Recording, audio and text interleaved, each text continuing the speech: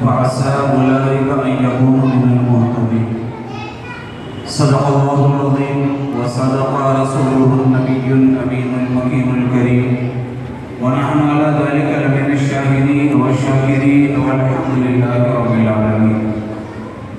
معزز سامعین کرام، سلسلہ گفتگو آگے بڑھانے سے پہلے نہایت ادب و احترام کے ساتھ سرکار مدینہ رحمت قلب سینہ حضور رحمت للعالمین شفیع المذنبین انیس الغریبین ارواح فدا محمد رسول اللہ صلی اللہ علیہ وسلم کی بارگاہ عالیہ میں درود و سلام کا تحفہ پیش کر بلند آواز سے پڑھ اللہم صلی علی سیدنا و مولانا محمد وعلى آله وأصحابه وبارك وسلم. صلاة والسلام عليك يا رسول الله صلی اللہ علیہ وسلم. معزز سامعین کرام، آج کی یہ محفل، آج کا یہ جلسہ جو اس مسجد کی ہر سال کی طرح تعمیر مسجد کی یاد کے اندر جو مسجد کی بنیاد رکھی تھی، مسجد کی جو تعمیر کی گئی تھی، اسی کی یاد میں ہر سال یہ پروگرام آپ منعقد کرتے ہیں اور اپنی خوشیوں کا اظہار کرتے ہیں جی.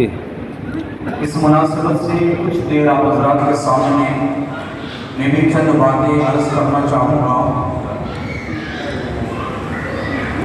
مسجد کا سالانہ جلسہ ہے.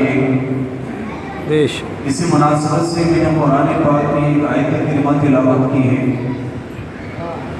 اللہ تعالیٰ اپنے مقدس کلام میں ارشاد فرماتا ہے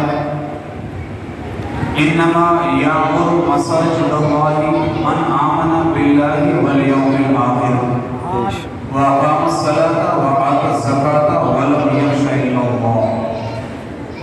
فرمایا اللہ کی مسجدیں وہی لوگ آباد کرتے ہیں جو اللہ پر ایمان رکھتے ہیں، جو آخرت پر ایمان رکھتے ہیں، جو نماز قائم کرتے ہیں، جو زکوٰۃ دیتے ہیں اور جو اللہ کے علاوہ کسی سے نہیں ڈرتے ہیں. سبحان اللہ. فعسى أولئك أن يكونوا من المهتدين. تو عنقریب یہی لوگ راہ پائیں گے، یہی لوگ ہدایت یافتہ ہوں گے. قرآن پاک کی اس آیت کریمہ کے اندر اللہ کی مسجدوں کے تعلق سے بات بیان فرمائی گئی ہے. اللہ کی مساجد کو کون تعمیر کرتے ہیں، اللہ کی مساجد کو کون آباد کرتے ہیں. اس قرآن پاک کی آیت کے تحت مفسرین نے تعمیر مسجد کو آباد کرنے کا کیا مطلب ہوتا ہے. یہ تعمیر کے لفظ عربی لفظ ہے اور اس آیت کا دلیل ہے انما یعمر، اللہ کی مسجدیں تعمیر کرتے ہیں، آباد مساجد کو آباد کرنے کا کیا مطلب ہے. مفسرین اس آیت کے تحت فرماتے ہیں اللہ کی مساجد کو آباد کرنے کا ایک مطلب تو یہ ہے. میں نے ان کو کہہ دیا ہے دوبارہ آپ کے سامنے تاکید کر رہا ہوں. اب آپ کا اسپیکر مخالفت کرتے ہیں میری بہت آئے دل میں مرمت کر دینا، درست کر دینا، یہ بھی مسجد کو تعمیر کرنا ہے، مسجد کو آباد کرنا ہے. اسی طرح مساجد کے آداب کا خیال رکھنا، مساجد کی صاف ستھرائی رکھنا، یہ بھی تعمیر مسجد میں آتا ہے. اس کو بھی مسجد کو آباد کرنا کہا جاتا ہے. اس کے علاوہ مسجد میں آنا، اللہ کا ذکر کرنا، نمازیں پڑھنا، یہ بھی مسجد کو آباد کرنا کہا جاتا ہے. سبحان اللہ. اس کو بھی تعمیر مسجد کہا جاتا ہے. اس ایک ہی لفظ کے تحت مساجد کے تعلق سے جتنی باتیں ہیں قرآن نے ایک مختصر سے لفظ میں بیان فرما دی کہ اللہ کی مسجد کو وہی لوگ آباد کرتے ہیں، یعنی وہی لوگ مسجدیں بناتے ہیں، وہی لوگ مساجد کا آداب کرتے ہیں، وہی لوگ مساجد کی صاف ستھرائی کرتے ہیں، وہی لوگ مساجد میں اللہ کا ذکر کرتے ہیں، نمازیں پڑھتے ہیں. کون لوگ؟ جو اللہ پر ایمان رکھتے ہیں. سبحان اللہ. جو قیامت کے دن پر ایمان رکھتے ہیں. دو صفت نہیں، آگے دو صفت بیان فرمائی. جو نمازیں قائم کرتے ہیں، زکاتیں دیتے ہیں اور اپنے رب کے علاوہ کسی سے نہیں ڈرتے.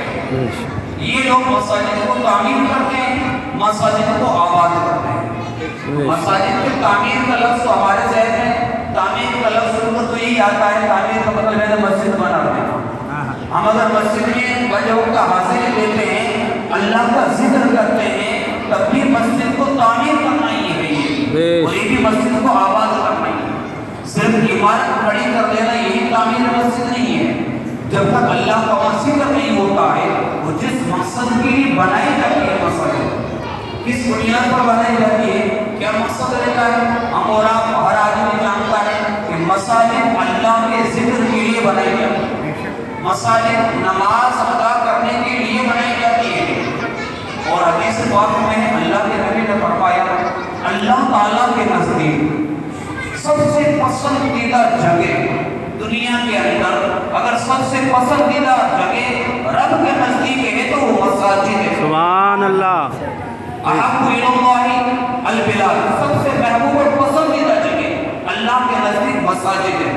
और फरमाया सबसे अल्लाह के नज़दीक सबसे नापसंद जगह जो है दुनिया के अंदर वो है बाज़ार, कि जहाँ बुराइयाँ होती है, जहाँ एक दूसरे की चुगलियाँ होती है, बुराइयों का इर्तिकाब किया जाता है, वो अल्लाह के नज़दीक सबसे बदतरीन जगह है। ज़मीन के ऊपर सबसे अफजल और बेहतर जगह है तो वो मस्जिद है, जहाँ अल्लाह का जिक्र किया जाता है।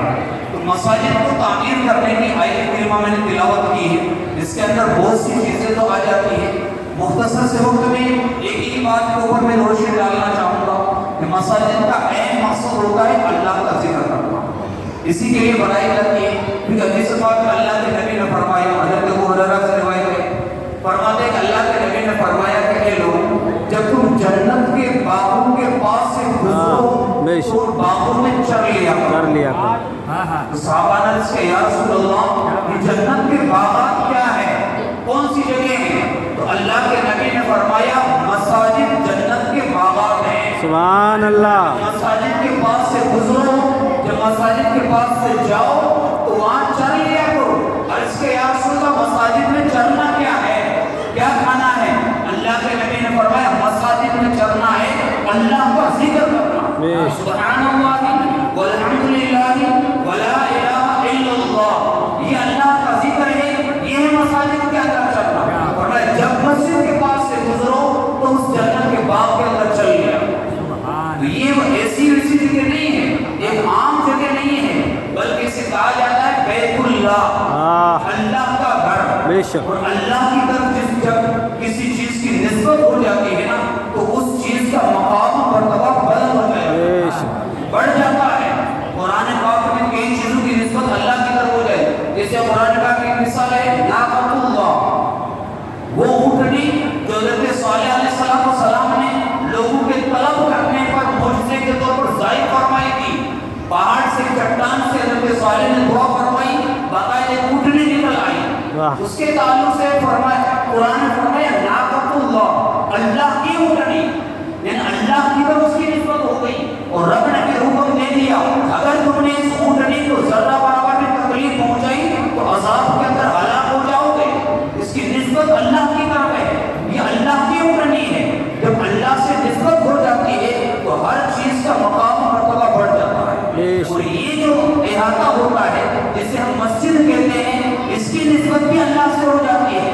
बैतुल्लाह कहा जाता है, अल्लाह का घर कहा जाता है, अपनी ज़बान में हम कहते हैं। जब अल्लाह का घर कह दिया है तो इस घर से अब तक दुनिया के अंदर कोई घर हो ही नहीं। सुभान अल्लाह। ऐसा आला मकाम, ऐसी जगह, इसका मकसद क्या रहता है, क्यों बनाई जाती है? ताकि हम यहाँ जमात के साथ नमाज अदा करें। अब नमाज कितनी अहम चीज़ है, वो भी जमात के साथ नमाज पढ़ना कितना अहम काम है, ये आप इसके अंदाज़ा नहीं लगा सकते। नमाज तो अल्लाह ताला की अजीम जिक्र है। कुरान पाक में जिसके ताल्लुक से जगह जगह पर फरमाया गया है, हज़रत मूसा अलैहिस्सलाम की तरफ अल्लाह ने सबसे पहले तो वही नाज़िल फरमाई, कुरान में उसका जिक्र है। और रब ने फरमाया व नफ़्तरतुका फस्तमी लिमा यूहा इन्ननी अनल्लाहु ला इलाहा इल्ला अना फअबुदनी व अक़िमिस सलाता लिज़िक्री।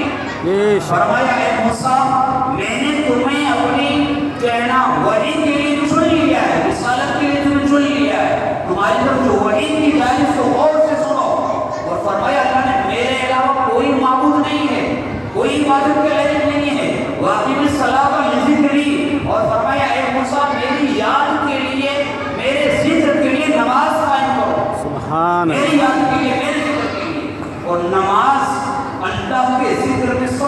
افضل اور اعلیٰ ذکر ہے. تو تمام عبادتوں میں سب سے اہم اور اعلیٰ عبادت تو ہے ہی نماز. کہ ایمان لانے کے بعد ایک ایمان والے کے لیے, مسلمان کے لیے نماز سے بڑھ کر کوئی اعلیٰ کام ہے ہی نہیں اس کے اعمال کے اندر. حدیث پاک میں قیامت میں سب سے پہلے جس چیز کے بارے میں سوال ہوگا وہ نماز ہی ہے. اگر نماز درست ہوئی تو دیگر اعمال درست ہو جائیں گے, اور اگر نماز درست نہیں ہوئی تو دیگر اعمال بھی درست ہونا مشکل ہو جائیں گے. تو نماز اللہ کا عظیم ذکر ہے. یہ قرآن میں ایک آیت میں آئی اس طرح کہ اللہ نے فرمایا قد افلح من تزکا سبحان اللہ, وذکر اسم ربہ فصلی. فرمایا کامیاب ہو گیا وہ آدمی جس نے اپنے دل کی صفائی کر لی, جس نے اپنے دل کو پاک کر لیا, صاف ستھرا کر لیا, وہ آدمی کامیاب ہے. سوال ہوتا ہے دل کی صفائی کیسے ہوتی ہے, دل صاف ستھرا کیسے ہوتا ہے, دل پاک کیسے ہوتا ہے. قرآن میں فرمایا وذکر اسم ربہ, جس نے اپنے رب کے نام کا ذکر کیا, جس نے اپنے رب کے نام کو یاد کیا, رب کے نام سے دل کی صفائی ہو جائے گی, دل کی پاکی ہو جائے گی. اب سوال ہوتا ہے اللہ کا نام, اللہ کا ذکر, بہت سے اللہ کے اسماء ہے, بہت سے طریقوں سے ذکر ہوتا ہے, لیکن کون سا ذکر کرنا چاہیے ہمیں, کس انداز میں ذکر کرنا چاہیے. قرآن و ذکر کا طریقہ بھی آگے بتاتا ہے. فصلی, کہ اپنے رب کے نام کو یاد کرنے کے لیے جس نے نماز پڑھی ہے اس نے سب سے اچھا اور اعلیٰ ذکر کیا. جس نے یہ ذکر کیا ہے اس کے دل کی صفائی ہو جائے گی, اور دل کی صفائی ہو جاتی ہے کہ دنیا بھی کامیاب اور آخرت بھی کامیاب. نماز اللہ کے ذکر کا سب سے بیسٹ طریقہ ہے. اگر آپ نماز کے اذکار کے اندر غور و فکر کر لیں کہ ہم نماز میں کیا پڑھتے ہیں, جب ہم کھڑے ہوتے ہیں اور سب سے پہلے اعلان کرتے ہیں اللہ اکبر, اللہ سب سے بڑا ہے. یہ اعلان کیا ہے, سب سے پہلے کہا اللہ سب سے بڑا ہے, اور اس کے بعد اللہ کے ذکر کا آغاز ہوتا ہے. تسبیحات اور ثنا پڑھتے ہیں, اپنے رب کی تعریف کرتے ہیں, حمد کرتے ہیں. پھر سورہ فاتحہ کے ایک ایک لفظ میں دیکھو اللہ کا کیسا ذکر ہو رہا ہے. جھکتے بیٹھتے بندہ یہی کہتا ہے اللہ سب سے بڑا ہے. اور جب سجدے میں جاتا ہے اپنے جسم کے سب سے اعلیٰ جگہ کو زمین پر رکھ دیتا ہے, اور پھر بندہ اعلان کرتا ہے سبحان ربی الاعلیٰ, پاک ہے میرا رب جو سب سے بلند و بالا ہے. بے شک سبحان, کی پیشانی کو زمین پر رکھ دیا اور اعلان یہ کر رہا ہے پاک ہے میرا رب, یعنی ہر عیب سے پاک ہے اور اسی کی ذات